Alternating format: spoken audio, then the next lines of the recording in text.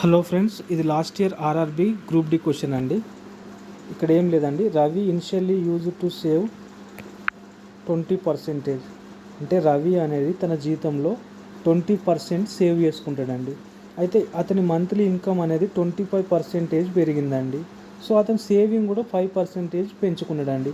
ఇలా సేవింగ్ 5% పెరిగితే ఎంత పర్సెంటేజ్ కొత్తగా అతను సేవింగ్ చేసుకున్నాడు అనేది క్వశ్చన్ అండి.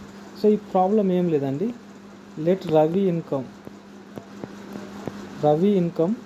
100 అనుకోండి. ఇళ్ళకెళ్ళి 20% సేవింగ్ చేసుకుంటాడండి. 100లో 20% అంటే 20 రూపీస్. ఓకే, ఇతని ఇన్కమ్ అనేది ఎంత పెరిగిందండి? 25% పెరిగింది. 100లో 25% ఎంత? 25. సో మొత్తం టోటల్ ఎంత? 125. ఓకే, 125. సో హియర్ ఇక్కడ సేవింగ్ కూడా ఎంత పెంచాడండి? 5% పెరిగింది. 5%, 20లో 5% అంటే 1 రూపీ. అంటే టోటల్ ఎంత? 21 అయింది. ఈ 125లో 21 అనేది ఎంత పర్సెంటేజ్ అనేది అడిగిందండి. So 21/125 into 100. ఓకే, 25 టేబుల్లో పోతుందని 25 5 25 4. ఓకే, 5 4 20.10 ఉంటుందండి.